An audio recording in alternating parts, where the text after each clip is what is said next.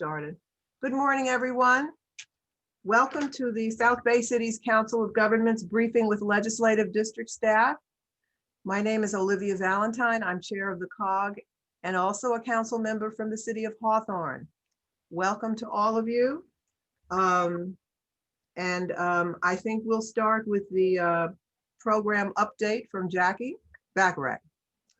Thank you very much. You have before you our you've been sent our legislative matrix and our some upcoming events. And I sent the upcoming events because I wanted you to know that the COG keeps going even if it's virtual.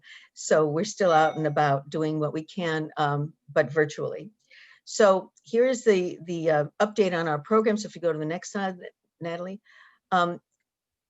Next slide.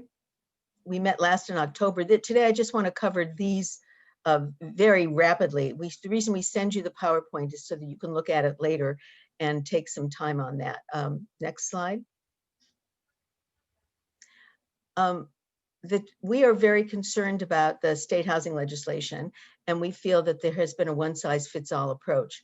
We also feel that the state has important targets in addressing climate change and some of the issues, the wildfires and other things that are happening in California, the extreme weather events. So we feel that the state should join those two things. The housing targets should be joined with reducing VMT, congestion, air pollutants, and GHG emissions. And cities can figure out ways to do that. And it should be part of what they're looking at when they set housing. In auto-dependent transit-poor neighborhoods like our area, housing will not just add density, but will add congestion and pollutants. We came up with a suggestion that legislation should require developers with larger buildings to submit zero-emission mobility plans. So, because as you know, in areas like ours, transit is like 3% mode share in good times. So if you add units, you're going to be adding vehicles. So how are we going to address that issue? And this is a suggestion for addressing that issue. Also, the state mandates that we have a lot of public input for a general plan, for zoning ordinances, and that's all very good. But then the housing legislation seeks to override those state mandates. So it's a little bit,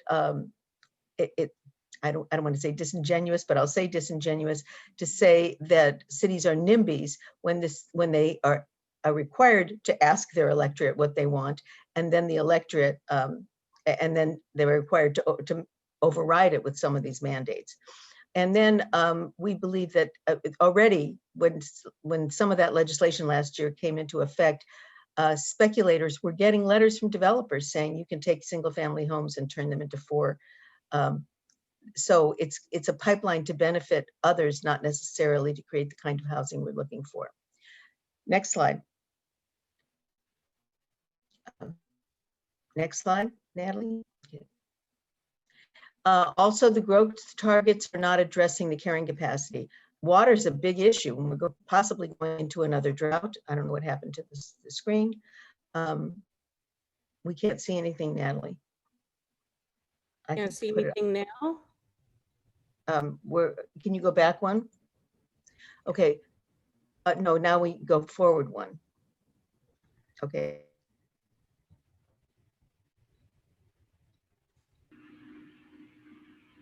Yeah, I think Jackie went out and didn't see the map because she was losing the internet.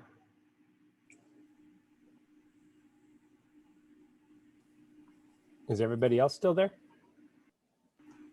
Hello, I'm back. Okay. That's never happened before. Let me just go on really fast. And I'll just do this. The growth targets, as I said, we're going into a drought. We have to be worried about that. We've learned a lot of lessons from COVID. Jobs are not required to be, many jobs, not every job, but many jobs don't have to be close to the site of the housing site. So we can maybe look at some of our policies differently. Also, cities are always to blame. We aren't the only ones to blame. It's difficult to build land on areas that aren't affordable. There's a high cost of construction, as we've learned. And more and more analysts are saying California is the state with the highest poverty and the highest income. We have a very unequal income distribution. And in LA City, for example, there are twice as many vacant units as homeless people. So maybe we should investigate actually writing down the cost of existing housing. And I understand there's something like that going on in Carson, possibly. Also, there will be housing vacated by the large silver tsunami of older people that will be probably leaving their houses in the next 10 to 15 years. We think it will reduce, the housing legislation has the effect of reducing quality of life. I want to very briefly go into, I don't have a slide for this, I realize, but you can go to the next slide. But we are also researching, we want to research the health department regulations having to do with some of the regulations that they're imposing on cities. What we're learning is that some of the health department regulations are not really, there's no coordination and collaboration with cities. And so we're trying to find out if we can understand our service planning areas with the public health department more, and so that we can maybe have more autonomy and more understanding and involvement in some of those local decision-making for health department decisions. I'm going to go on to the fiber network. This is our network. It's up and running.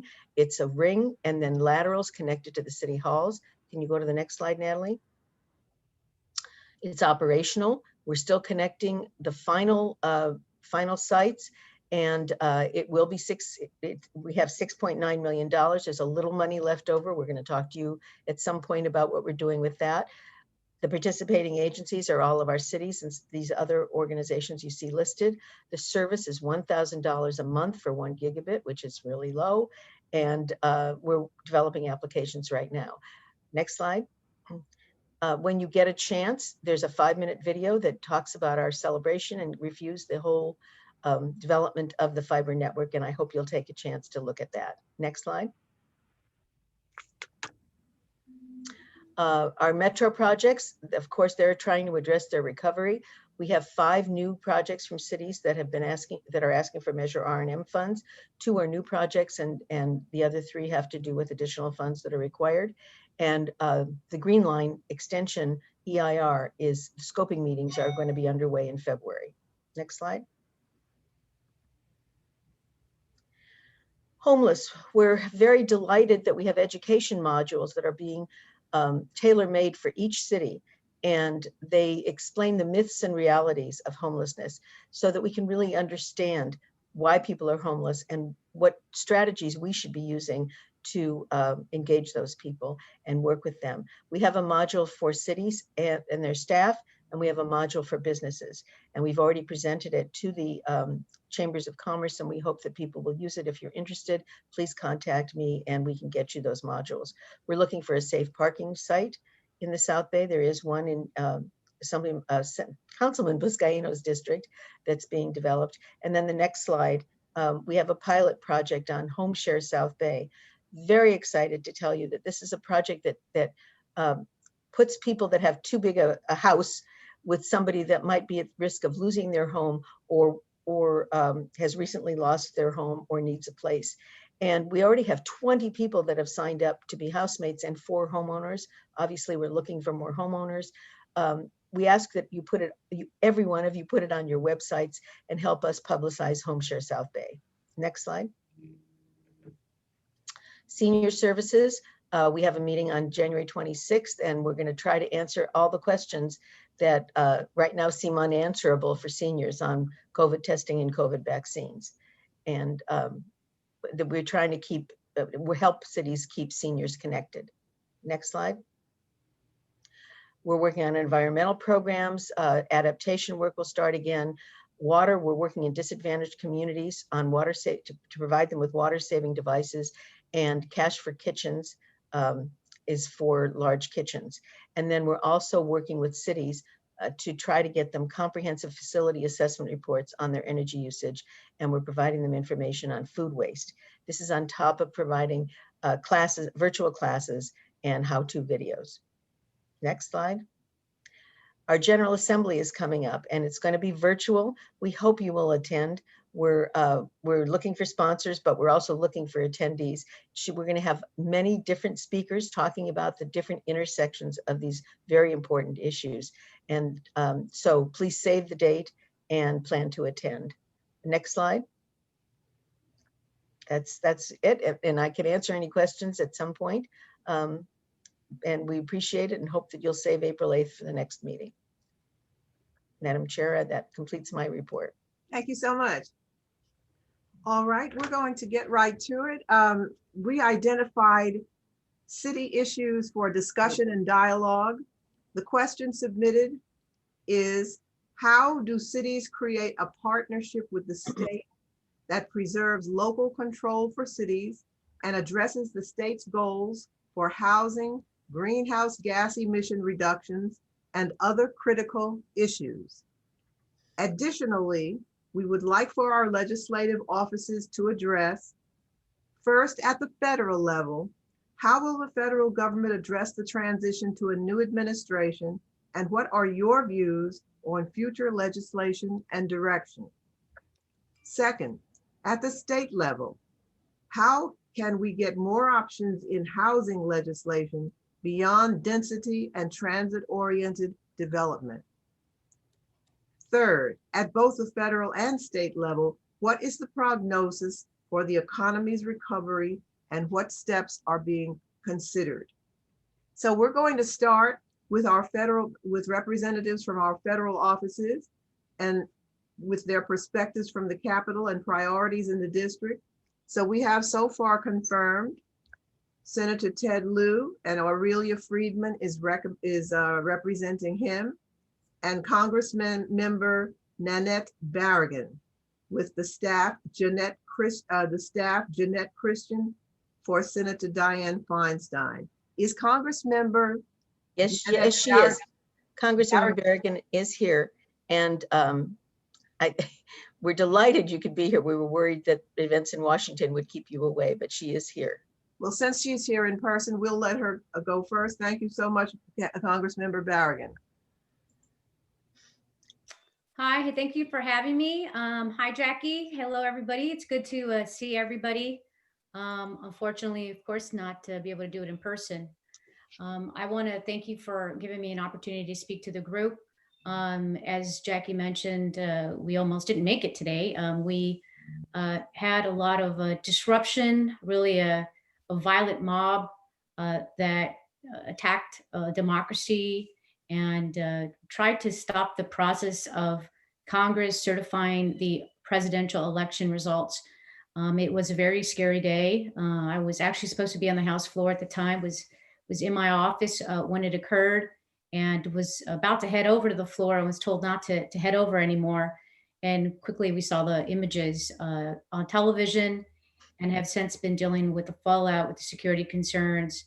It's really eaten away at our ability. It's kind of paralyzed our ability right now to do anything other than focus on the security issues, getting ready for inauguration, of course, impeachment that happened yesterday, and now getting ready for next week's big event, which is the inauguration. You know, I probably don't need to recap what happened yesterday. The short of it was that the House impeached President Trump the second time. It was a bipartisan vote. We had 10 Republicans join us, along with the number 3 Republican in Congress, Liz Cheney. So that what will that do to our priorities in the next Congress is a big question, and we have asked that the Senate be able to, number one, take it up as soon as possible, and number 2, if they're going to do it, if they're going to wait until the Biden administration gets inaugurated, that they be able to do more than one thing at the same time. And so that is that's what's been requested. We are at the mercy of Senator McConnell. The way we see it is, if something happens between now and inauguration day, it's really on the Senate for not acting quick enough to make sure that he's removed and doesn't have the opportunity in the remaining days to do anything that would be more destructive, whether it's to the American people. There's a lot of concern about, whether he would do something internationally. All of those would result clearly in disruption to the economy, further disruption to the economy, and bigger outcomes. So right now, we're really looking forward to a Biden-Harris administration. The fact that we now have the Senate, I think, will change the game a little bit in the sense that we're going to have a little more control in the Senate on the priorities and legislation that is actually taken up. And the way I say a little bit is because the margins are so narrow. For example, in the House, we don't have a huge margin of error. So if we want to pass something, it will either need to be bipartisan or all Democrats are going to have to stick together. On the Senate side, we have the same deal where it's actually a tie. So the vice president will be the tiebreaker, which will mean that we're going to need more unified support. The top thing that the administration has indicated to us is getting COVID-19 under control. It clearly has paralyzed businesses, the country, public health. And so we need to make sure to address that crisis. There is a number of conversations, nothing really cemented that I'd be able to give a lot of specifics on, but it's things like making sure the American people have more money in their pocket. Clearly, they're not going to save it. They're going to go spend it on rent, on transportation, on food, and things that will help the economy. And so COVID relief is one of the, I think, one of the first pieces of legislation that you will see. And in that, usually we also see things like, small business dollars to see where we are at the time when that COVID legislation comes to us will be important to know. I also plan on introducing bills to address disparities in health, something that we're seeing only just highlighted even more because of COVID. I don't know if you've been following, but in South LA, a huge part of my district, we've seen MLK Hospital have twice as much capacity, turn their gift shop now into treating patients, been completely overwhelmed. And they've had to bring in these, freezers to hold bodies because the rates have been just so high. So one of the bills we have is the Addressing Disparities in Health bill. I also have a bill on improving infrastructure, which I can chat a little bit more about, and then supporting clean energy and environmental justice. Something that we believe we're going to see action on is going to be an infrastructure bill. We think that that's one of the ways to help the economy and to help certainly cities and counties and states rebuild infrastructure. So Democrats passed a bill in the last Congress called the Moving Forward Act. That will be reintroduced soon. It's a infrastructure bill that has record investments in things like zero emissions vehicles to help air quality, public transit. There's money in there for broadband. There's some affordable housing parts of the bill, wastewater infrastructure, repairing existing surface and street infrastructure, and really a lot more. It's pretty big. We have one of my bills is part of that bill, which is the Climate Smart Ports bill. That is really focused on providing grants at the ports to replace diesel fueled port equipment and trucks with zero emissions equipment and technology. The objective here is to provide an incentive for people to go zero emissions and those that are doing business at the ports. And with the combination of helping reduce air pollution that's affecting the communities, which I think is one of the prongs of why we're seeing the COVID deaths at a higher rate. So that's one of the parts that we have in the bill. I also have a bill called the Energy Resilient Communities Act. This is going to be another big priority of mine. It supports the development of clean energy microgrids to power critical community infrastructure during power outages. So what this would do, let's say the power goes out, these are smaller microgrids that will basically disconnect from the bigger system so that it will be able to provide energy to critical infrastructure buildings, like let's say hospitals and schools, fire stations, and things of that nature. So it's trying to prepare in advance of a disaster, or if we're seeing, for example, in California where the energy goes out. I serve on energy and commerce, so the healthcare is another big issue that we're going to be working on, clearly because of COVID, and the call for trying to expand access to healthcare. And I think also that the Biden administration, given that their signature issue when he was in office was the Affordable Care Act, will be how to strengthen that, how to fix some of the areas, and then how to expand on that. And again, the tie to COVID-19 and the pandemic is pretty clear. So one of the very first questions that we get, of course, is the vaccine rollout and what's going to happen with the vaccine rollout. Clearly, the way it's happening now is just not working fast enough for everybody. And that's a huge concern. Now, with that said, the current administration, which, only has a handful of days now left, it doesn't really have much of a plan and has really just said it's not really up to us, it's up to the states. And I think that's part of the problem, where we're hoping that the new administration will come in and fill that gap. And I believe today, actually, the new administration is going to be talking about its rollout. They're going to try to provide access to more people quicker. Now, some people have been concerned about, well, what does that mean for a second vaccine? And so I haven't heard the update from the new administration about that concern.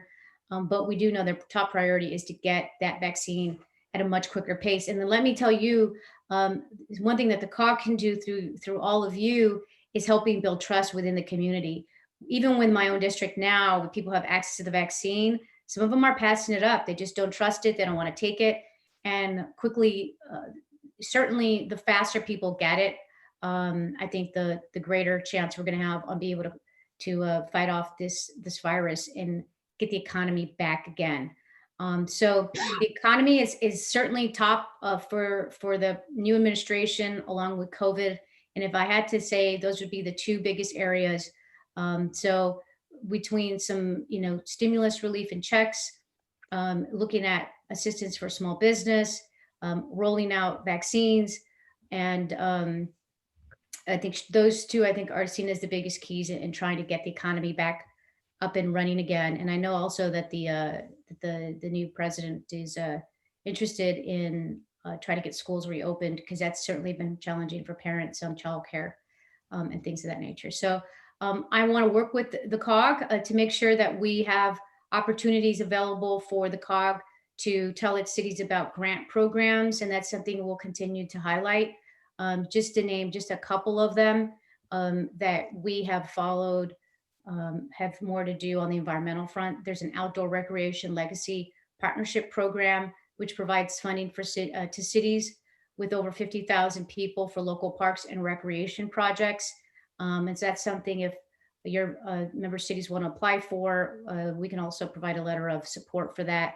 The 2020 budget funded a record $100 million for this program. And so that's something that local cities may want to take a look at. There's a build grant program that replaced the transportation investment generating economic recovery, or the Tiger Grant program, as you all might know it, in 2018. That's funding for road, rail, transit, and port projects, which have a significant impact on the regional or national economy. And so if you want more information on that, our office can get you that as well. And the last one I want to quickly mention is the brownfields program. It's funding for the assessment of a cleanup of brownfields. It also supports local residents to enter the environmental workforce with job training on brownfield projects. So my district, more up in the South Gate area, and in other areas, has that issue. So if cities have that concern, they can also look into that brownfields program. So with that, I'm going to wrap. There is clearly a lot going on in Washington, and first order business is the economy and the virus, and that's my understanding of what we're going to go. And the Congress is going to work really closely with the administration to move as quickly as possible to getting these done, because it's a rare opportunity for us to have the Senate and the House and the White House. So Jackie, I don't know if you or anybody had a clarifying question or anything. I'm happy to. Yes, thank you, Congress member. We will, I will ask now, are there questions for the Congress member? Yeah, Jackie, this is Mark Henderson Gardena. Good morning, all. Happy New Year. Could you repeat again what the Parks Grant is about, or the number, or how we can potentially participate?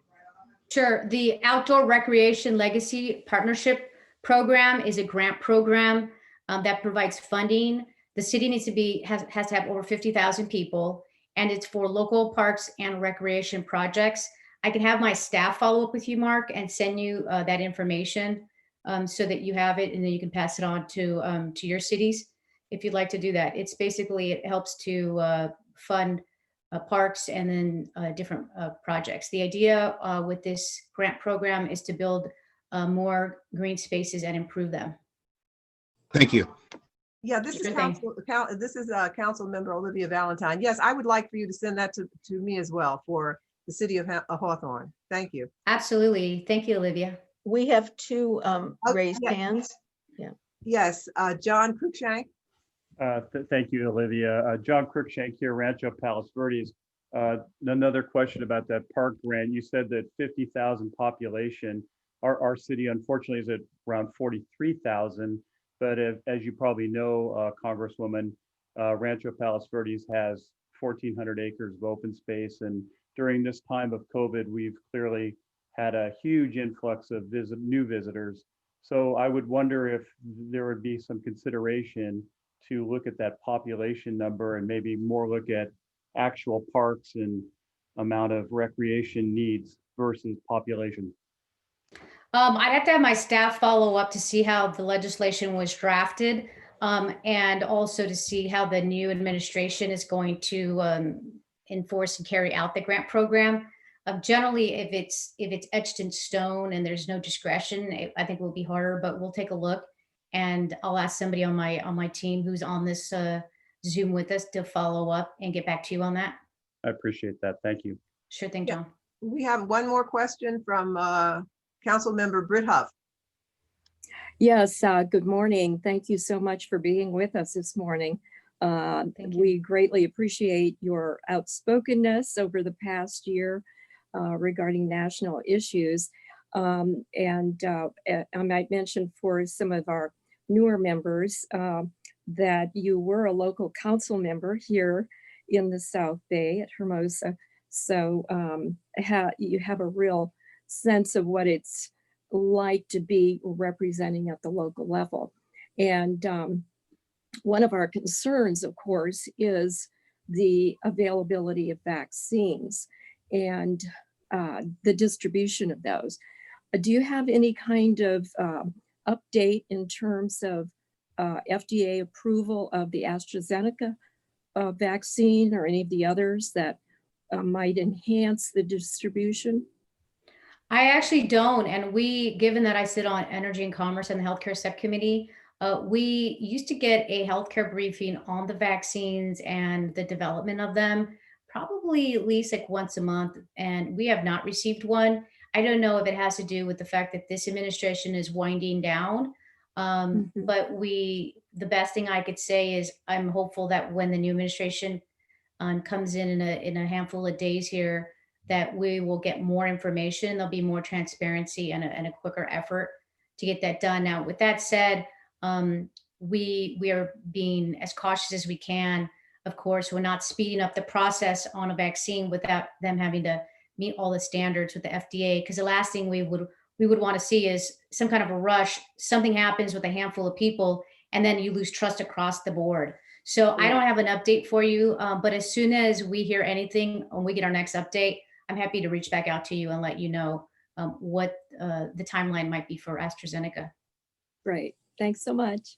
Sure Thank thing. you, thank you, Congressmember Barragan, for being with us. We really appreciate your comments and your willingness to engage with the community. So thank you so much for coming.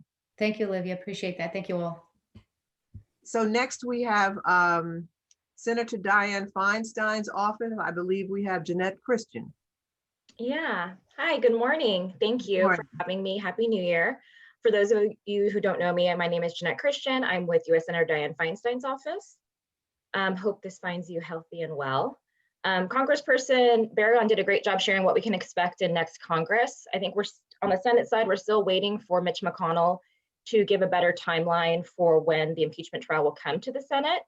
As you know, the senator was very supportive of it coming to the Senate, and unfortunately, he's indicated it'll be sometime next week, and I'm not quite sure what we can expect, or I'm sure we will all see it play out in the next few days of timelines and analysis, but I'll keep you updated once we hear more final word on what the timeline looks like and what the senator's role in that will be.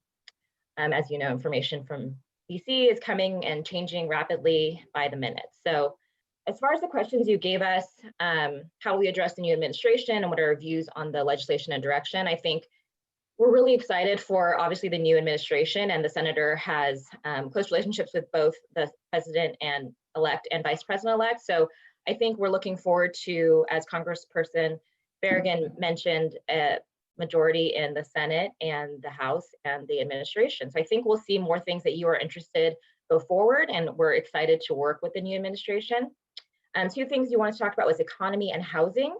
And I think for the economy, what we can say is the CARES Act has worked, and it kept millions of people out of poverty and helped them stay afloat by putting food on the table. I think that Congress has definitely indicated, and Democratic leadership has indicated, that there's clearly more to be done and more passing of additional relief. So we look forward to that. I think recovery will be possibly really slow, but I do think with the new administration and with kind of the majority and a stronger push, we can see hopefully more jobs open up and another relief package coming.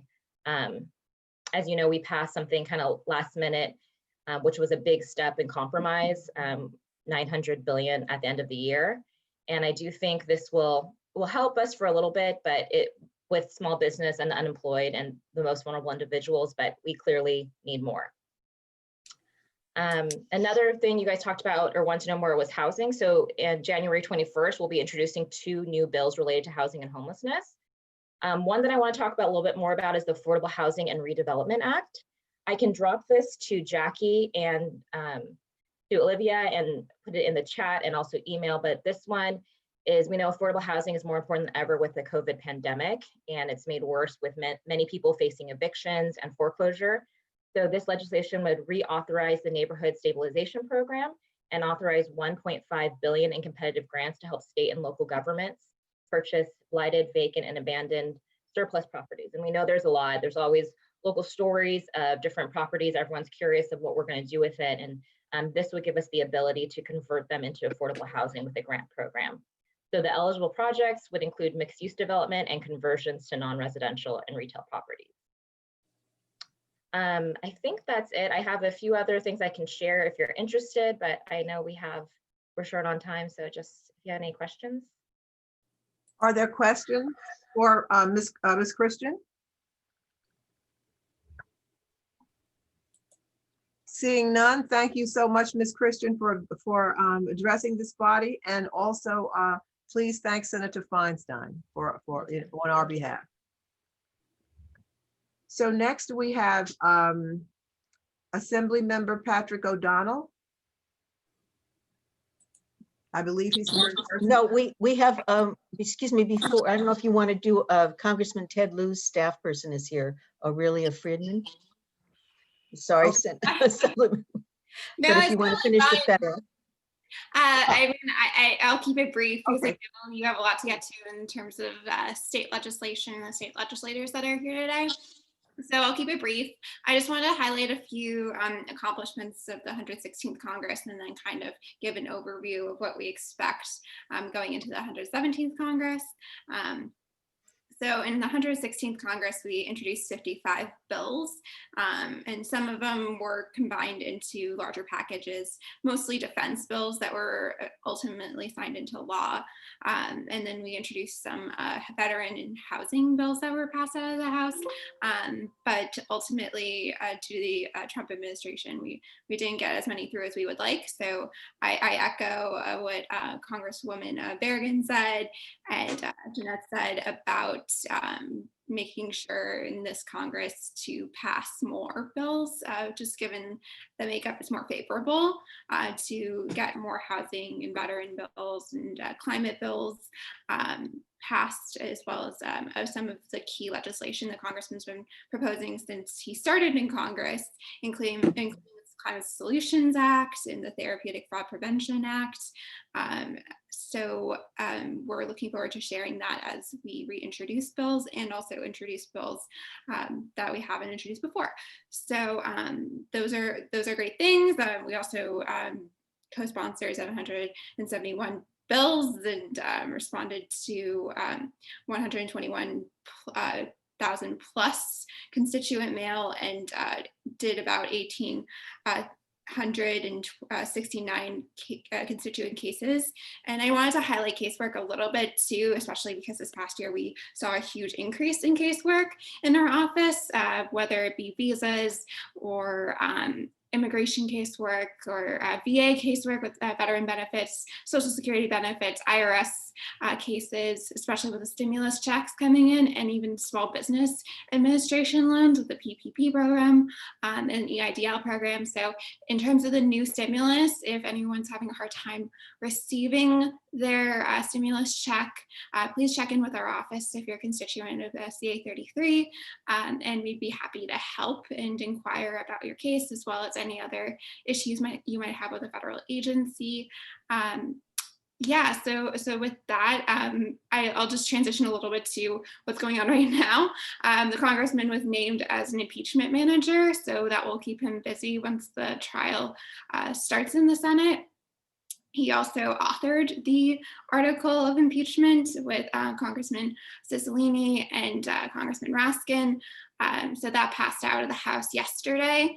And so we're kind of waiting to see what the schedule will be like there. He also called on the New York Bar Association to disbar Rudy Giuliani and looked into the Department of Defense's basically like restrictions in terms of making sure that the president doesn't have unchecked access to make sure that we're stable in the next coming days as we transition to a new administration. So we're very hopeful about the new administration and what has in store this year, and we'll be sure to keep sending out updates. If you're signed on to the Congressman's newsletter, that's the best way to kind of keep updated, as well as call our office if you need anything. Thank you, Ms. Friedman. Are there any questions for Ms. Friedman? Well, thank you so much for coming, and thank you on behalf of our, and please thank Senator Lieu on behalf of the South Bay COG. So next we have Assembly Member Patrick O'Donnell. I believe he's here in person. Hey, he is here in person from Sacramento, live from your state capitol. Hello there. That is being fortified as we speak, but either way. Hey, again, Patrick O'Donnell here, State Assembly. Just remember the state, how we operate, what our structure is like. 1 governor, 40 senators, 80 assembly members. I was just reelected in November for 2 years, 2-year terms in the assembly. I'm glad to be here. My background is that of a teacher, a city council member in Long Beach for 10.5 years, been representing the 70th Assembly District since 2014, which encompasses Signal Hill, San Pedro, Catalina Island, and San Pedro, and both ports. So really my focus is ports, goods movement, and education. I chair the education committee. My background is that of a classroom teacher. I chair the select committee on ports. I chair the education committee. And again, my focus is mainly education and goods movement, but I vote on a lot of stuff. And with goods movement, I want it to be efficient, and I want us to be able to go green for sure, but also make green while we grow green, not just slap down regulations and push business out of the state, but to be reasonable about it. I'll just go through a few topics, some questions that were posed, and kind of be efficient with the time here, because I know people have been listening for a while. Mainly a COVID response year. You understand that the state budget is actually healthy. The predictions early on that it would be devastating to our state budget, the situation we're in. But as many of you know, those who are well off have been doing much better. Those who aren't have been doing much worse. But the result of that, the net result economically, has been huge capital gains, which means huge capital gains are increases, our taxes are landing in the state coffers.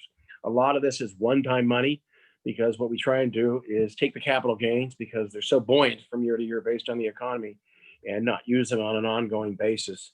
So we're looking at about a $15+ billion surplus in the state budget. I would argue it's a bit more than that. But again, we need to be prudent with our dollars and practice restraint and pay down our long-term debts, and also invest in the things that will pay off in California's future. We're going to bring back up our reserve this year again too, with some of our one-time monies. And I appreciate the governor's focus on that, making sure we have a solid reserve and also practicing some restraint. Again, education, as I shared, I'm a teacher. I have kids in high school who are not in school today or at home online. They better be online, right? And that doesn't serve kids well. Doesn't serve our state well in the long run either. Our schools need to get reopened safely, and our kids need to get back in the classroom because that is where they learn. I'm working to reopen schools in a safe way. Coming up, one of my big thing is school districts now better have a plan to reopen when it's time. Some are already open across the state, but when it's time, you better be ready to go. If you don't have a plan now that you can hand somebody, you've been sitting on your hands for 10 months. It is go time. Okay, doesn't mean you can reopen today. We've got a surge. We all recognize that. But as that tamps down, we need to be able to reopen, and you better have a plan. We need to address learning loss for sure. The governor's proposed budget. Remember, the governor proposes a budget. He did so in January, just a week ago.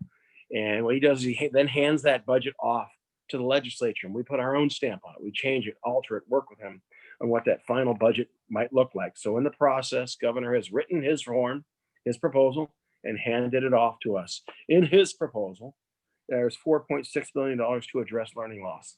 So this won't be the summer school I had as a kid, which I rarely attended, quite frankly, but it will be real summer school. I'm sure a real comprehensive summer school program and learning loss efforts across the state, starting, probably in June. In the summer school plus, it will be things next year as well. Probably some Saturday school, probably some night school. The way I look at this is as a high school teacher, we need to focus on credit recovery and GPA recovery. Because this isn't just about kids that aren't going to graduate. It's also kids that kind of tailed off and didn't do so good at the end of their high school experience that could have done better to get them into the college. We need them to get into to actually fuel California's economy in the future. So learning loss is going to be a big deal. It's going to come in many forms. There's a good amount of money, one-time money to apply to the learning loss issue. I'm big on that. Also CTE, the governor has, I think, $500 million for CTE, career technical education, vocational education, as we call it typically. There's $500 million in there. I'd like to see that increase. I'm a big believer in career technical education for two reasons. It serves our economy, right? The jobs that go wanting because kids don't have those skill sets. And also keeps kids in school that aren't going to a university. Don't fool yourself. You know this. Not every kid's going to a university. Economic recovery. There are a variety of grants from the state, $550 million for small business relief grants. If you need more on those, get to my office. We have a whole thing we can email out on what the state is doing to help small business. And there's a lot the state is doing on top of the federal government. Eviction moratorium. Last year, we did put a moratorium on convictions. The governor has asked that we also extend the moratorium again. He could do it with executive order today, as I understand it, but I guess he wants the legislature to do it. So that'll be a point of conversation. We also need to make sure that there's some language in there that landlords, they're hurting too.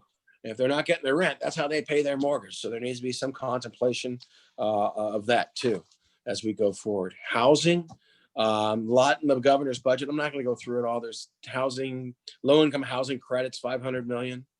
It's a big deal. That actually helps a lot. Tax credits, because that's leveraging dollars upon dollars upon dollars.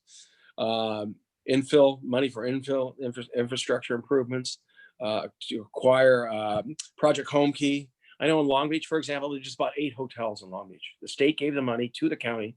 Well, the state bought them, handed them over to the county for homelessness. So a lot going on housing.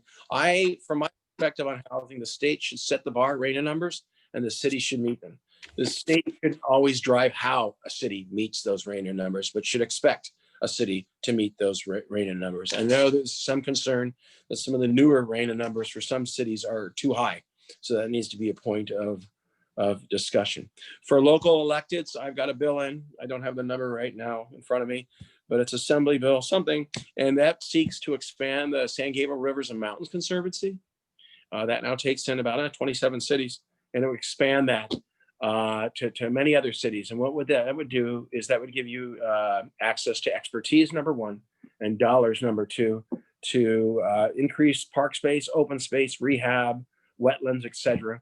in your local cities. So watch out for that bill. I'd love to have your local cities, if it does impact them and you see it as a positive thing, to send a letter in support of that bill. And I apologize for not having the number right in front of me. I should, but I don't. You can always get a hold of my office and we'll get you, but that will help a lot of cities in the South Bay. if we expand the San Gabriel Rivers and Mountains Conservancy. The other question was options on housing legislation. I've already shared. I like the idea of letting cities innovate to meet their RENA numbers, not saying how they should meet their RENA numbers. It's kind of like when the California Air Resources Board says everything should be electric.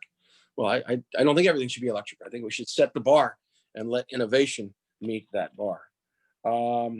With that, again, a lot for support of small businesses, $550 million for small business relief grants. You might want to get this out to your constituents. If you're a local council member, we can get you something. $250 million for California Competes grants, $100 million for Main Street Small Business Tax Credit. So in a nutshell, you've heard where I focus: education, goods movement.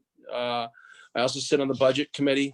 And the real solution is getting those vaccines out and getting them out quickly. I think there's been some changes that'll be positive. AstraZeneca, I believe, will be approved by the end of the month. That's what I'm hearing. Johnson & Johnson by the end of next month. Johnson & Johnson, I believe, is a one-time, so pretty efficient and doesn't have to have that refrigeration that the current vaccines have to have right now. So more on the vaccine, more vaccine is coming, but we also need to focus on getting it out efficiently. And I think the governor's renewed the focus on that of recent. Because some was sitting in the refrigerator, quite frankly, the freezer. So with that, if there are any questions, I will turn it back to the chair. Assembly member, excuse me, this is Jackie, and we have taken a position on your bill. We're supporting it. We've sent a letter. It's AB 78. Thank you for telling me that. I appreciate AB 78. I'll never forget that, Jackie. Thank you. All right, I see a couple of hands. Congressmember Mike Griffiths. Council member Mike Griffiths. Thanks for the promotion, Olivia. Good morning, everybody. It's nice to be here. Assemblymember O'Donnell, I don't know if you remember me. I spoke with you at a Livable California meeting. And I just want to comment again on your comments in regarding to housing, specifically your comments about the RENA numbers. As you know, most of the cities are either in the process or just completed the process of appealing our RENA numbers because most of us feel that they're just astronomically unreachable and not appropriate for our cities. And really, it's not the local association of governments, SCAG in our case, is fault because they've been assigned those numbers by HCD. And most of us all feel that the numbers that came out of HCD, which is the state, and which hopefully the state can have some ability to have HCD review the housing allocation that was imposed upon us. If the RENA numbers were reasonable, I think we'd stand a better chance at trying to make some success for that. But with the RENA numbers being as they are, in case of Torrance, they're over quadrupled. And I know that's the case in most cities, that the numbers have just gone up astronomically. We'd like to have those numbers from HCD reviewed, and we believe there's been several studies that show that the numbers were calculated incorrectly, and we'd like the whole RENA process reevaluated based on the potential miscalculation from HCD. So anything you can do in that regard, we'd sure appreciate, and I certainly appreciate all you do for California. Thank you. Great, thank you. And what I would say in response to that, and I do recall you bringing that up on a Livable California phone or Zoom not too long ago, where we're talking about ADUs and such. I would say get SCAG on board with this. I would say get League of Cities on board with this. If you're a member, and I assume you are, they are your advocacy group up here, and they need to be on fire on this issue. I would urge you not to hand it over to your city management, to take this on yourself and call up SCAG and say, I want to talk about this. I want to talk about this. I want to know what you're doing. And then if you have your own individual lobbyists up here too, what I would do collectively with these groups is what do you want to do? I mean, how you don't agonize, organize, right? And how are you going to organize it? Well, and in that regard, we are organizing. 6 months ago, I think I mentioned to you, I founded a group called California Cities for Local Control.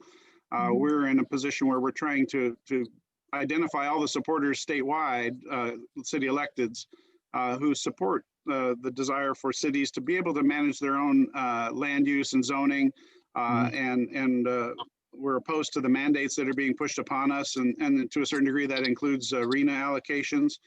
And we've got approaching over 300 elected officials throughout the state of California who feel very strongly about what's happening, that we think that the state's taking the wrong direction on some of these bills. And you will be hearing, as will SCAG, as will the League, from the work that our group has done. And that will be forthcoming very soon. Thank you. And thank you for being a participant in democracy. You're not standing back. Yep. Right? Thank you very much. Okay. Thank you. Councilmember Britt Huff has a question. Yes, thank you for taking the time to be with us this morning. Some of our residents, many of our residents are down here in Southern California are concerned about what might take place up in Northern California, Sacramento, during the inauguration with some of the threats of violence. Are you, as legislators, being kept in the loop with the governor's office as to plans to safeguard our capital? Yeah, well, I think you'd agree we should never run and hide just because something happened in DC. I know you'd agree with that. Listen, I'm confident that we have a much more solid plan than they had in Washington, DC. It's shocking to me what happened. They seem to have no protocols, no response. But I'm much more confident that Sacramento, the state capital, is much more prepared. Trust me, if what people don't see, I see a lot up here that people don't see out there. I mean, I've gone down into the basement to get my car sometimes, and there's 150 CHP officers standing in there. There's 100 down on the ground. So trust me, these guys are serious, and they should be serious. No one should seize the state house, because then, in my mind, figuratively, they seized the state. But they're putting up fencing now, and the Capitol, by and large, shut down because of COVID already. So I'm confident that they have the tools necessary and will stand up to protect the Capitol and won't stand by, if you know what I mean. So a lot of people as armed observers, because that's all they could do last week. Yeah, thank you. Thank you so much for visiting with us in person, and please, we appreciate your support for our initiatives. Thank you all. I'm going to now turn it over to Assemblymember Al Morisucci. I believe he's here in person as well. All right, good morning, everyone. Thank you, Olivia, for the introduction. It's good to see everyone. I hope everyone is healthy and well. I wanted to talk about some of the bills that I'm working on. I've been listening very closely to all of you in the concerns that you've been raising, especially during this pandemic. And so, my priorities are pretty simple: COVID relief, safe school reopening, and economic recovery. Along those three lines, I have three bills that I'm working on that I wanted to share with all of you. And I hope that I can get all of your cities to sign on in support of these bills. The first bill that I'd like to talk about is a Broadband for All Act of 2022. This is a bill, a general obligation bond that was inspired by your efforts with the South Bay City Council of Governments with the South Bay Fiber Initiative. I've been working closely with Jackie and your consultant on broadband to draft this bill, but clearly there is a statewide need to invest in broadband infrastructure. I believe it is the state's responsibility to provide the infrastructure to close the digital divide. I mean, I think many of you have seen that iconic image of those two kids sitting outside the Taco Bell, to try to access the internet to be able to do their homework. I mean, there's just no good excuse for the state, for local governments to not provide, a stronger, more resilient broadband infrastructure, so that all kids, all families, everyone throughout the state of California can access affordable, high-speed internet. And so I'm working on this broadband for all. That bill is AB 34, and would really appreciate it. So basically, this bill is to provide for more funding for initiatives like the South Bay Fiber Initiative, so that cities, school districts can invest in broadband infrastructure. This is part of our economic recovery plan. It's part of our effort to close the digital divide for schools. It's to support this new reality in telecommuting, as well as, of course, for telemedicine, emergency response. I mean, in so many ways, this infrastructure is critical. And so, I believe, again, that it's the state's obligation to provide for that, to strengthen this infrastructure, to invest in the infrastructure as part of our investment in economic recovery and to close the digital divide. Second bill I'd like to talk about is something along the lines of what Councilmember Griffiths was just talking about. I've been hearing all of you loud and clear that you're sick and tired of all these bills coming from Sacramento that's taken away local control. I'm with you because as a former Torrance Planning Commissioner, as a former local elected official, I am a strong believer in local control. I believe that that all of you as local government representatives, you have your ears to the ground. You run into the people in the grocery stores, and you are on the front lines of making sure that you're protecting the quality of life that we all enjoy living in the South Bay. And so to that end, I'm working with Redondo Beach Mayor Bill Brand to work on a assembly constitutional amendment to declare land use and zoning matters when in conflict with state statutes to be in the exclusive jurisdiction of local government. Now this is clearly going to meet a lot of resistance in Sacramento. A lot of special interests, a lot of people that do want to impose and take away local control. But I believe that it's time that we need to push back, and we need to send a strong message that whether we get this to the legislature or whether we ultimately have to go directly to the ballot box with the constitutional amendment to fight for local control. I'm working with again Mayor Brand in Redondo Beach, who's been a leader on a lot of these efforts to provide this vehicle. And so I hope that all of you that have been fighting for local control, that have been concerned about all these Sacramento housing bills that have been taking away local control, that I hope all of your cities will sign on in support of this bill. We don't have a bill number assigned yet. It is in being drafted by the Legislative Council.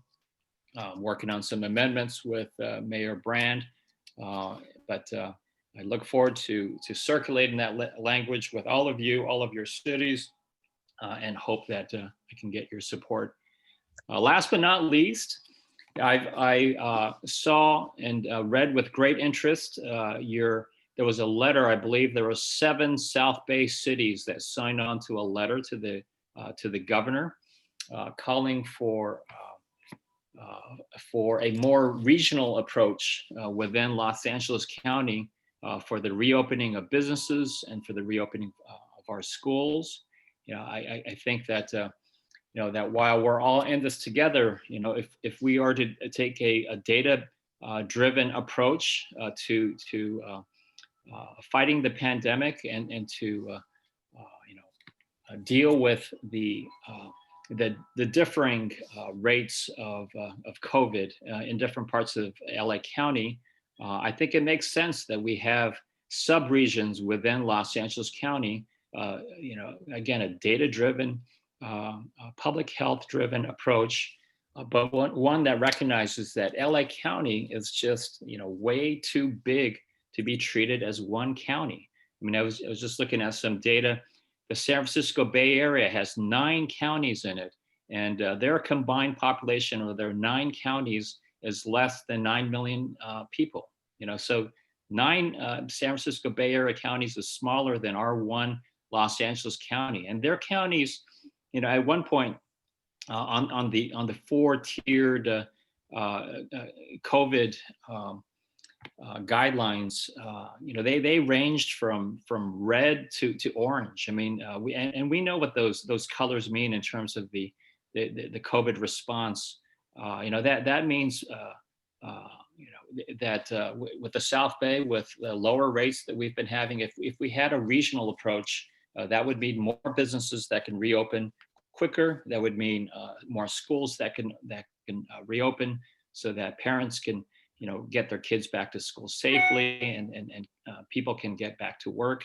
And so for so many reasons, I think it makes sense for the State Department of Public Health to direct the LA County Department of Public Health to break up LA County into regions, to acknowledge the wide range of COVID infection rates in different parts of Los Angeles County. So those are the 3 initiatives that I wanted to highlight, and I would love to take any questions or hear any comments. We have a question from from Council Member Mike Griffiths. All right. Thanks, Olivia. Thank you, Assembly Member. I really want to thank you for your efforts in regards to the local control issue in the housing and zoning areas. That's an issue that obviously you've voted against some of these bills that affect our local control. And I want to just thank you because you're going against the grain in Sacramento in that regard. And we as the cities who are having to deal with the aftermath of these bills really appreciate somebody standing up for cities. And I also am very aware of and been working with Mayor Brand in regards to issues in support of local control as well.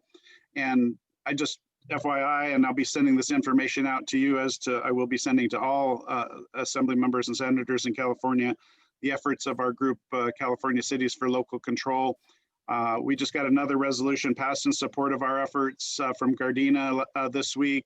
I think just about every city in the South Bay has signed a resolution for support of local control. Statewide, we're approaching, as I said to Assemblymember O'Donnell, we're approaching over 300 council members who signed on board with us in an effort to try to support local control. So we really appreciate your efforts in this regard. We are rallying to support you in that regard, and we will be sharing that information to help you in that fight. And I really appreciate all you're doing. Thank you. Well, thank you, Councilman Griffiths. I know that you've been a leader in organizing local electeds statewide. I think I was telling Mayor Brand the same thing, but the real test of your network is going to be, for them to contact their state senator, their state assembly representative, and to get them to sign on as co-authors, to support this bill, because they don't care about they don't care about me pushing for local control, but they care about their own constituents. They care about their own council members. And so, the true strength and the truth test of this statewide network, whether it's your network or whether it's Bill's network, I know that he has another group, Kale, that he's been working with. But it's to please get your members of this network to contact their state representatives to support this measure. Yeah, when you have that bill information available, make sure that we get that so that we can promote it and forward it around to all the supporters that we have statewide. We'll do that. Thank you. You're welcome. Thank you, Assemblymember Suchi, for coming in person. We really appreciate it. Now we have 2 other questions in the chat. I mean, I understand, but I think now that we understand that Senator Allen is here, he surprised us, and I want to give him time to speak. So I think we're going to have to move on to Senator Ben Allen. So Senator Allen, please go ahead. Okay, well, maybe Al, maybe you can stay on and we can answer the questions together. So anyway, it's good to see everybody. And obviously good to talk to my colleagues as well. And it's a weird time in national history and certainly in state history as well. I want to applaud Al for the work he's been doing on local control as well. And I heard the discussion on the RENA numbers. It was SB 828 that I voted no on, that created the system that has really put a lot of pressure on the cities. And I certainly understand the state's desire to get more housing online, I just felt as though the system that they were rolling out to everybody on this call was just not well crafted in a way that would actually work with cities and allow cities to figure out their own path toward increasing housing production. And that was my, so I'm now seeing the negative impacts of this bill that I certainly anticipated that are now being met upon our city councils, and that's been frustrating to watch. I think that the kinds of efforts both inside the building and then ultimately, I think ultimately, Mike, Councilmember Griffiths, your efforts outside, which will probably be the vehicle that will be successful, or at least help to really push the negotiation. I think you have to look at this as part of a broad negotiation. Up until now, the cities have, I think, been bringing, their fists to a knife fight, right?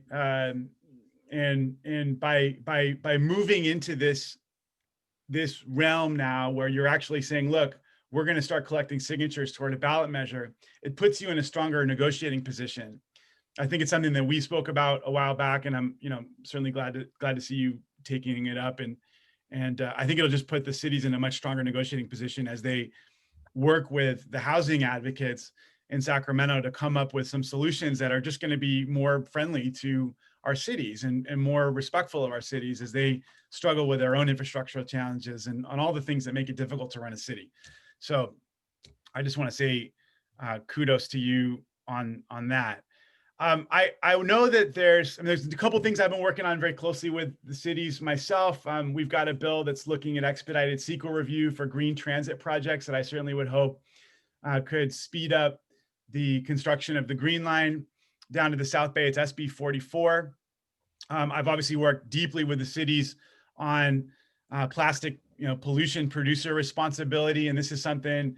We're actually all up in Sacramento right now in session, and I just a big article in the Sacramento Bee today about how Sacramento County is now having to raise their garbage collection rates by $10 a month.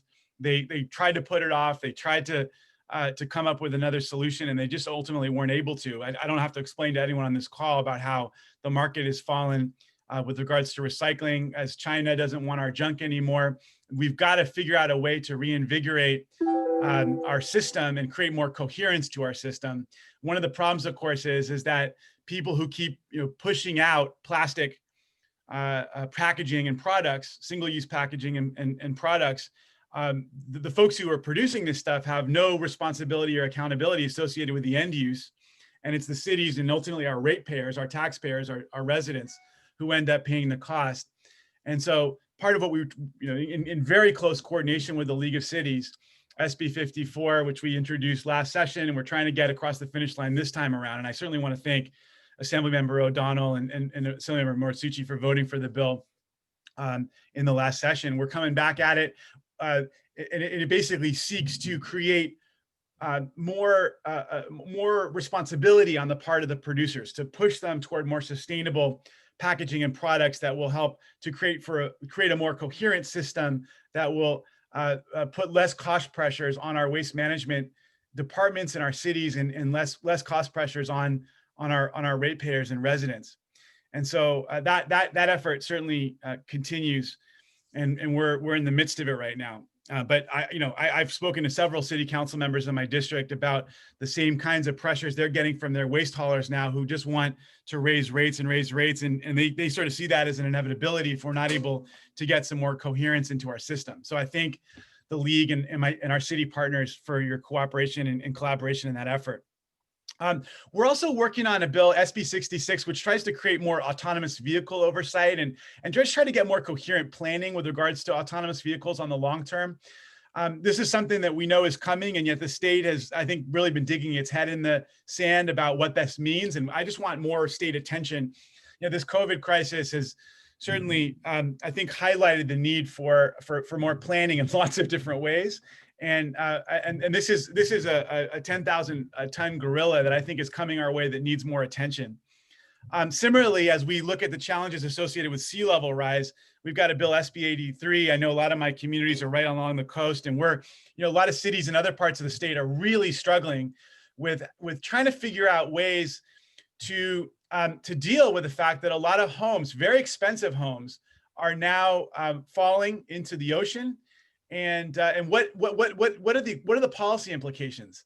Do cities need to spend millions and millions of dollars on seawalls that will that ultimately will fail, cost a lot of money, and so as to protect a few homes? And there's a lot of political pressures to do that. Is there a way for us to create a financial incentive structure to make the property owners whole, while also encouraging them in those properties that are ultimately going to be taken over by the sea to move? Maybe there's a way to finance this system through rental of those very, very desirable properties until they are taken over by the sea. So this is something we're also trying to look at with SB 83, and I think it'd be something of interest to a lot of our communities that have that they're susceptible to sea level rise, and also just the challenges of cliffs that are now starting to collapse.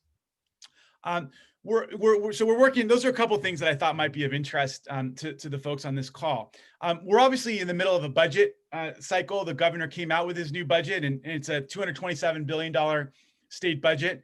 It's got a lot of interesting things in the budget. I know that Pat talked a little bit about the education budget, but there's money in there for low-income workers. There's money in there, grants to small businesses and small nonprofits, targeted relief for businesses in the personal services and restaurant sectors, which of course have been so badly hit by the crisis. And then of course, a big chunk of money to support and accelerate a safe return to school, which speaks to what Al was talking about. And those are all obviously things that we're going to try to see if we can augment, including renter assistance, small business support, vaccine distribution support, et cetera. So that's been another area of real concern and consternation. We've been very frustrated, to be honest, in the legislature about the vaccine rollout. The LA Times has a great piece today, and so I won't belabor it, but I encourage everyone to read it if you want to get a sense of the problems that have existed. We are certainly in a better place as a state than other states and other countries. But there's no question in my mind that this could have been handled better, and it's a weird combination of systemic inadequacies, lack of planning, infrastructural and logistical challenges. I think very a lack of directives and support from the federal government, and some challenges in terms of the relationship between the cities and the counties and a lot of our agencies and entities that are supposed to be rolling out the vaccines as well as they go. So it's, I'm actually going to be having a forum on it coming up, and would love people who are interested in this topic to reach out to our office and collaborate with us on this forum as we really try to ask state and county officials some tough questions and try to put some muscle into pushing them. Finally, another real problem that we've been facing is the EDD system. The unemployment insurance. The department has now frozen all payments as they address the rampant fraud that we saw. That it's just absolutely unacceptable. They've yet to release their additional ID requirements, which of course has now created a further burden on folks. Our office has been just handling hundreds of calls from people as we try to help them navigate the bureaucracy. The state did issue a $300 supplemental benefit that will be backdated to December 26th. And they're also going to provide, additional money for hybrid workers who have both 1099s and W-2s. So those are some temporary areas of relief, but that's been an area of real frustration for us as well. But I certainly, if you're coming across constituents that are really struggling with accessing the system, please get in touch with us. We have found some measure of success in helping people. It's not been 100%. But I'm really proud of our staff that have been working really hard, and we've found solutions for a lot of constituents who've struggled with this unacceptable bureaucracy. And so, with that, I'd love to join Al and Pat in answering folks' questions. I'm going to thank you so much, Senator Allen. I'm going to call on Britt Huff, Councilmember Britt Huff first.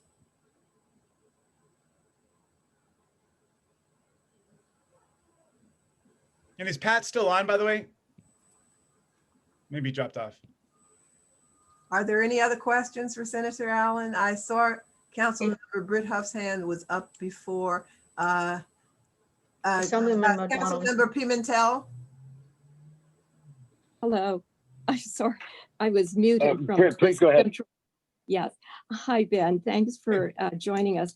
Actually, my question was originally for Al, but I'm glad you're here because the part of the question was whether he could enlist your support for his efforts on AB 33, which is the broadband legislation that he is sponsoring. Maybe 34. Thank you. Is it 34 or 33? Yeah, or AB 34, yeah. In terms of getting a Senate support on that also, because obviously here with this South Bay COG, we're very enthused about this project. When Jackie and I initially sat down and talked with Al about this and getting funding, he just really jumped on it, got us the supportive state funding that we needed. And we'd really love to see this legislation go forward. Any chance of working with that? Absolutely, and 100%. And I commend Al for his leadership on this. I think he's identified an important issue, and I definitely want to support him and help him.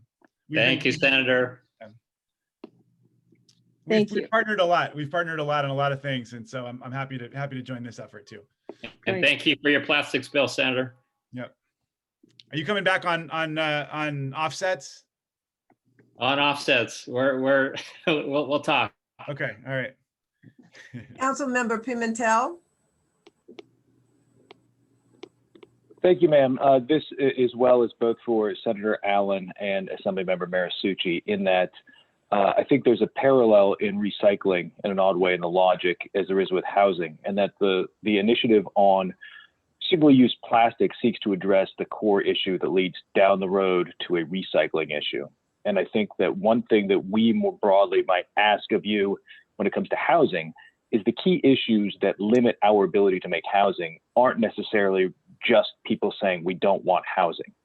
When we try to convert commercial development into housing properties, we are faced with endless amounts of CEQA suits, not filed by neighbors who don't want the building there. They're often filed as proxies for labor groups that want specific construction pieces in there. And it really restricts. We're trying to add 300 units here and are held up in these endless sorts of cycles. And similarly, when you're a low tax or a no property tax city like El Segundo, for instance, it is a massive disincentive to add high service housing, particularly multifamily housing, in the process of converting that from commercial. So things like that are limiting factors that can be addressed at the state level that are not simply a matter of we don't want more housing. Believe it, we're about to add another 10,000 employees here to some of our businesses. We need housing, we recognize that, but our ability to get there is limited by factors that are not bad neighbors.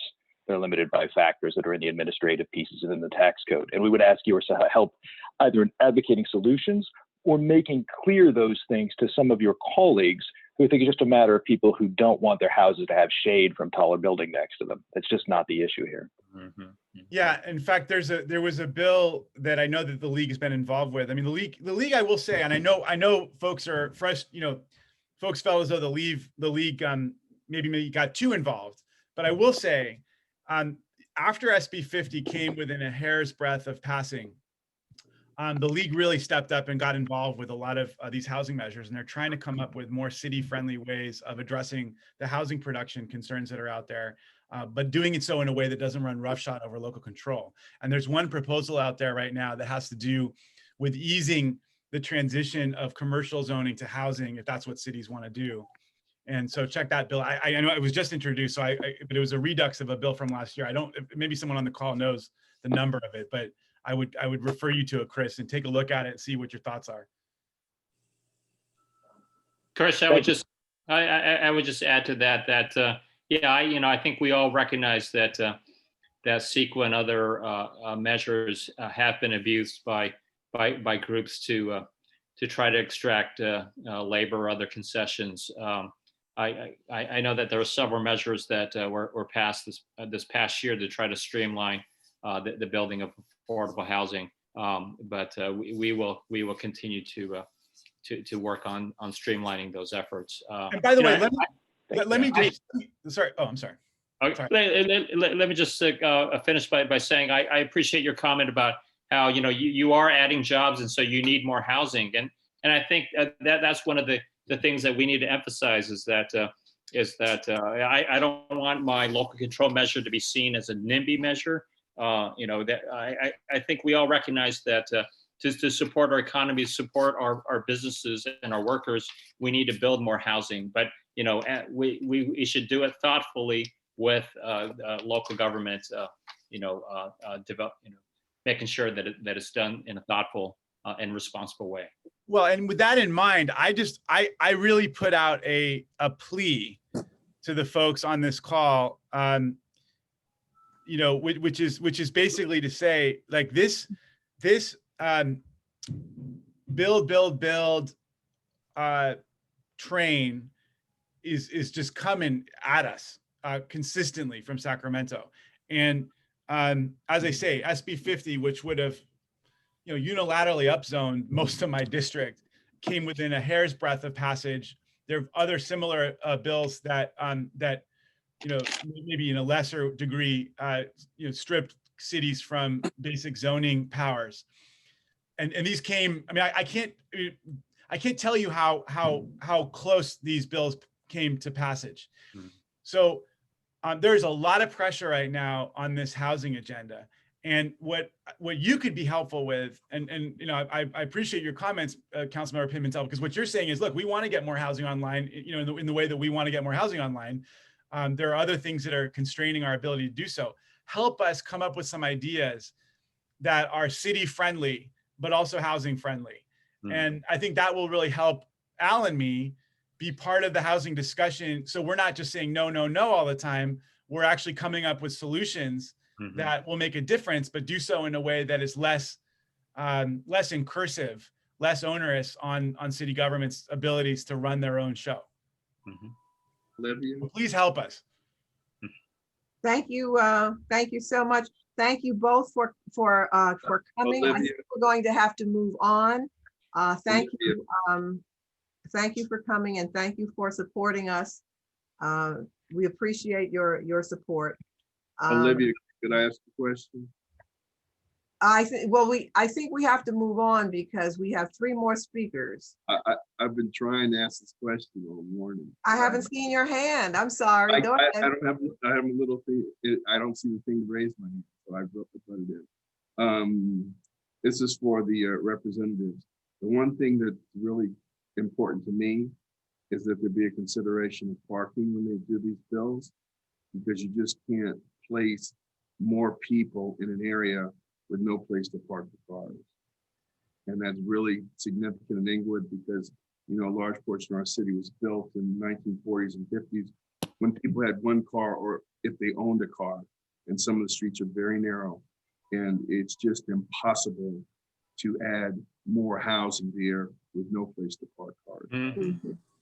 Okay. I want to get that out. Yeah, thank you, Mayor Butts. I mean, again, as a former planning commissioner, I know that when people can't park in their garages, they're parking on the streets. You know, they're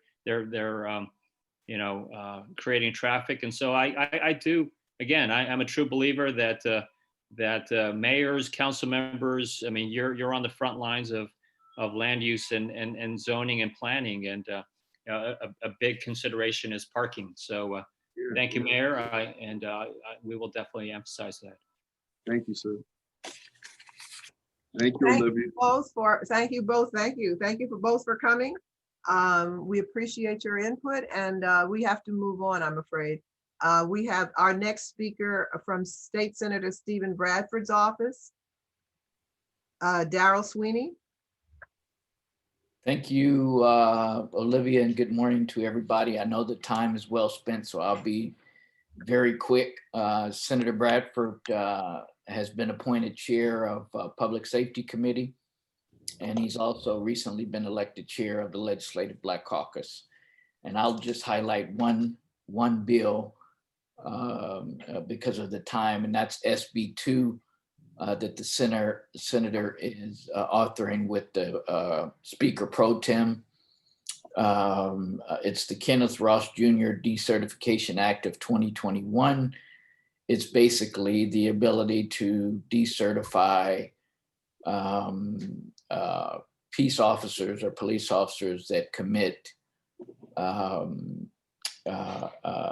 injustices on people and are fired by one agency and then immediately go over and get hired in another agency. Currently, there's no grounds for revocation and post. Once you get certified, you're just certified forever. And so this bill establishes a process in post to certify and decertify all of the officers. Also establishes appeal process and does a couple of other things I won't go into because of time. I'll just leave it right there. Are there any questions for Mr. Sweeney? Thank you, Mr. Sweeney. We'll move on to Robert Pullen Miles, representing Assemblymember Autumn Burke.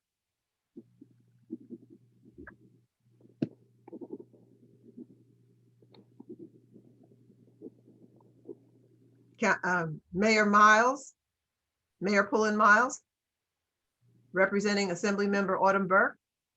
There we go. So I'll start my dissertation over. Thank you, Madam Chair, for allowing me to represent Assemblywoman Autumn Burke. You can hear me now, right? Yes. Yes, okay. Thank you for allowing me to be here. And I'll just run through this real quickly in the interest of time. So Assemblywoman Burke, her current assignment, she will continue to serve as the chair of the Assembly Revenue and Taxation Committee. That's a very challenging committee with a lot of bills. Usually this is a committee that's not very, it's not what I call a very sexy committee, but it's a very important committee, and even much so in the times that we live in, and a lot of bills actually come through that committee. And so that's a very busy committee. So she will continue to chair that committee. I want to also let you know that, and we spoke about this a little earlier, the Assembly member, that she will continue to chair the subcommittee on career technical education and building a 21st century workforce. Now that's very important because one of the things they deal with, of course, is making sure that we have a population that is fully trained for the new economy, whether it's the green economy or high tech. She is very engaged in that space to ensure that certain segment of our population is not left behind, particularly those who don't find themselves going to college. But there's a lot of opportunities in these new technologies that we want to make sure that they have those opportunities for. And that's why she will continue to serve as the chair of that subcommittee. And also, of course, she's going to be very engaged in the reopening, safely reopening of our schools. Another area of concentration this year she will concentrate on is the green structure jobs. This is pretty much kind of in line with the career technical education. She will also going to be involved with the zero, let me back up and let me say that recognizing that the zero emission vehicles is a key part of the California's clean economy. The governor, as you know, had basically an executive order that requires that vehicles be zero emission vehicles by 2035. So she's going to be very involved in that space to make sure that that executive order is really come to fruition. One other thing she's going to continue, you may remember that she authored a bill AB 2722, which was our Transformative Climate Communities Programs. These are programs that have funding via the cap and trade fundings, and local communities can take these fundings to do programs in their community that reduce greenhouse gases. Of course, we're talking about communities that's disadvantaged communities. So she will be continuing to work on those programs and supporting projects that fit that description. So if you have any programs in your community that falls under the transformative community climate programs, she would be interested in supporting those programs. They don't necessarily have to be in her district, although obviously we encourage them to be in her district. She did support a program that was actually in a Assembly member Gibson's district in the Watts area. So she's going to be very involved in that space. So call on us if you have any of those programs. And last, I want to tell you that she will continue to work with the Superintendent of Public Instructions on bridging the digital divide. We talked about broadband and how some communities don't have access to broadband and high-speed internet. And she joined the task force because she wants to make sure that her community, as well as statewide, that we do bridge that digital divide. And so she will continue on that task force. Now, let me just real quickly, if hopefully I'm not speaking too fast, I want to just address really quickly some of the questions that was posed. I will skip the economy one because the assembly members did a great job explaining the budget and the economy. I love it when the assembly members participate because they give you a real view of what's going on in the economy. But I will address real quick the partnership question and the local control questions.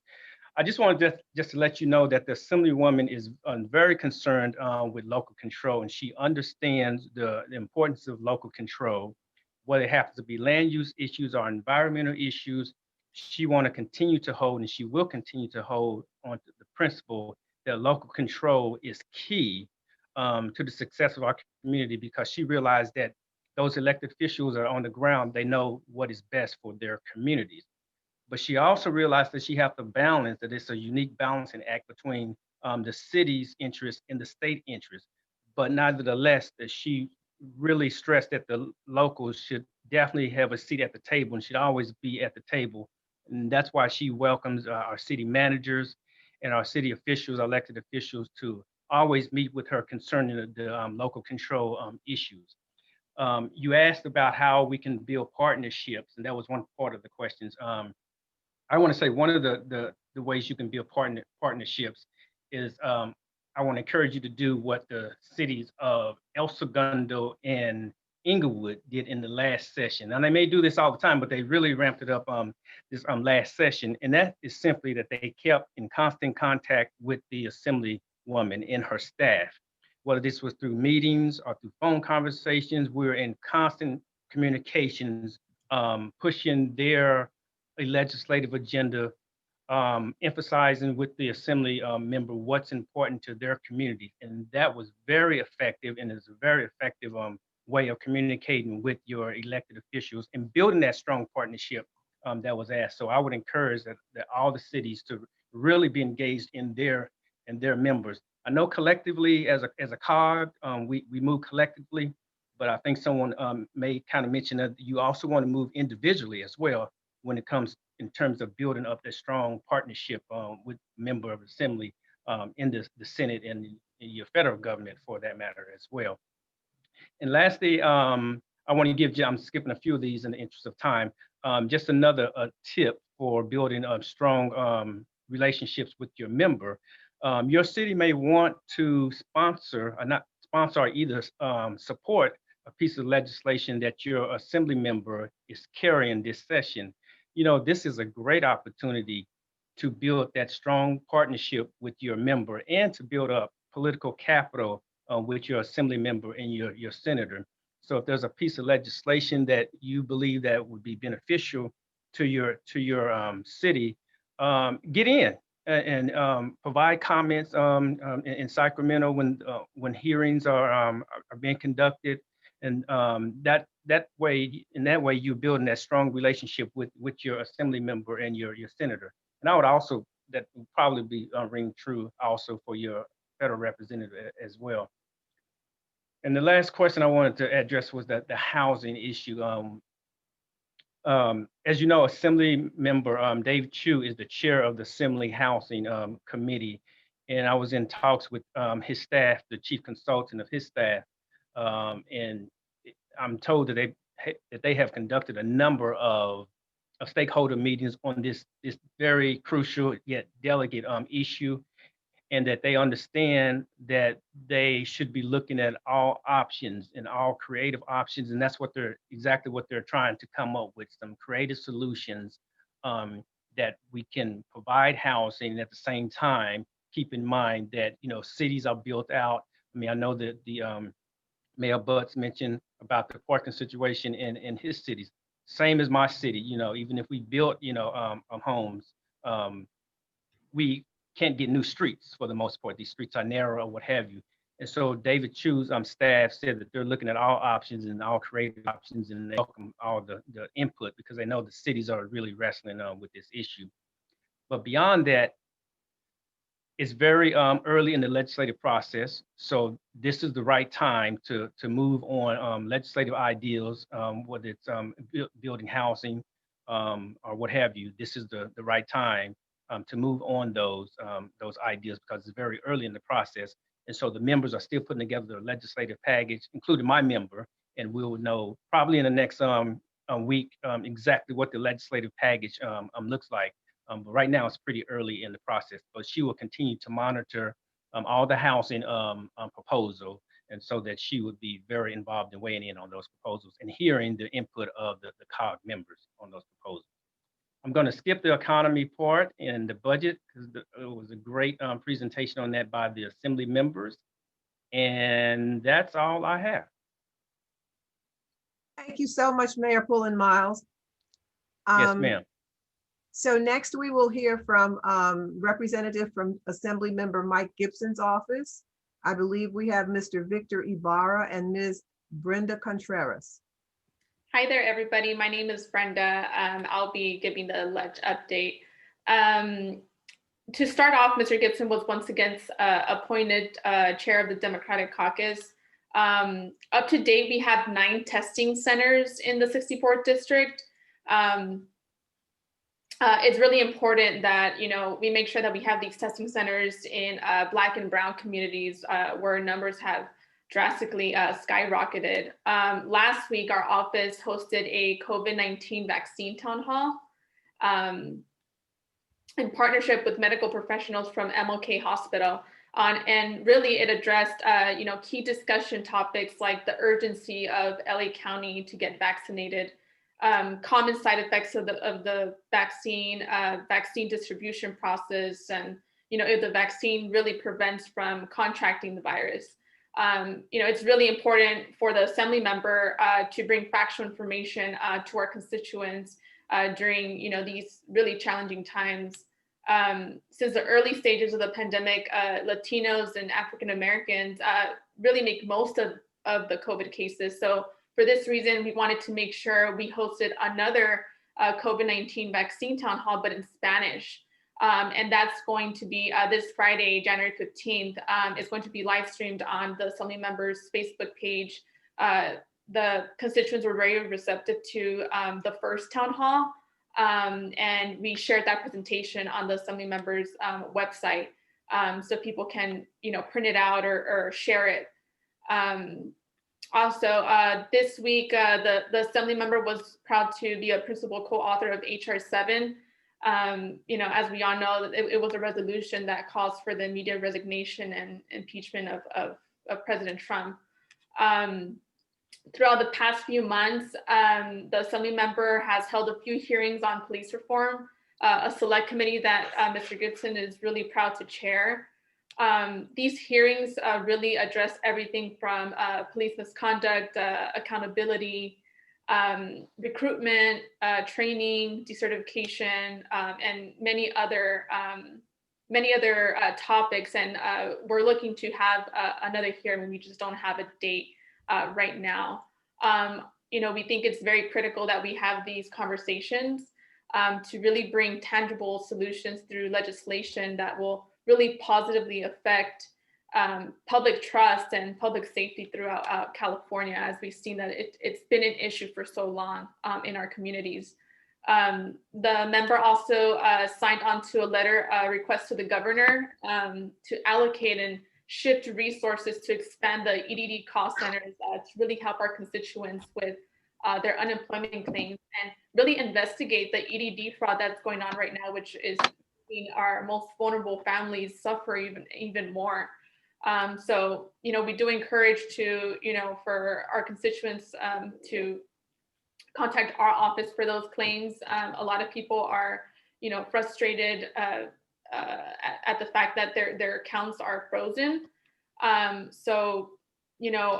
This pandemic has really affected, our families, and now more than ever, we're working to address, the economic downfall and really prioritizing the budget request to really focus on economic development and really stimulating the economy, given that our district is the 6th poorest district in California. We're actively working to provide opportunities and to our constituents to get back into the workforce. So I know we're over time already, so those are just a few highlights from our office. Thank you so much for having us. Thank you so much, Ms. Contreras. Are there any questions for Ms. Contreras? I have a question about reports. I'm wondering, do you have published reports on the Committee on Police Reform, the results of that committee's work, and also on the EDD fraud? Do you have published reports on those? For police reform, I can get reports for you and we can send them over. I'll just want to get accurate information on that. I could send some reports over for you. Yes, I would like that, please. Yeah. Can you send them to Jackie and she can distribute them to the group? Yes, ma'am. Thank you so much. Thank you so much. So next, the League of Cities update. Thank you very much. I hope you can, yeah, it looks like my mic is working. Good morning, everyone. I just wanted to join it and mention a few things. I've been sort of hopping back and forth between this meeting and our policy committee meetings, which are taking place right now, including our housing committee meeting, which I know is a big interest in this area. Things that Cal Cities have been working on so far this year. We are looking at to the federal government. We're hopeful that once President-elect Biden is sworn in next week, that there will be the log jam against the state and local funding for COVID relief will be broken, and we can actually get those dollars flowing to our cities here in California. Likewise, we expect an infrastructure package from the president-elect that will certainly help our local cities here in California. Probably aware, the governor announced his budget last week. Unfortunately, there is no dollars in his budget to address the budget shortage that cities are experiencing due to COVID. Tourist revenue, the loss of sales tax, and all of those things, and of course the increased amount of money that cities are shelling out in order to respond to the pandemic. We're really on the front lines, so we were disappointed that the governor didn't include any funds in there for cities. Additionally, we have 21 housing bills. What I'm going to do is some of the briefing documents that got put out this morning to our policy committees. We have the housing bills of interest. There's 21 of them, as I mentioned. And then, of course, our general briefing. I've been sort of scattered a little bit this morning, being on 2 different Zoom calls. So I just wanted to jump in and give you that little bit of heads up. And I'm certainly happy to take any questions. Thank you, Jeff Kiernan, for your report. Are there questions for Jeff? Thank you very much. So now there's time. I didn't want to cut everyone off because I know there are some of you who have something that you'd like to say. I think I'm going to allow 5 minutes for discussion and public comment. That's about all we can spare. Are there any? Is there anyone who'd like to start, or is there any discussion and public comment? I see no hands.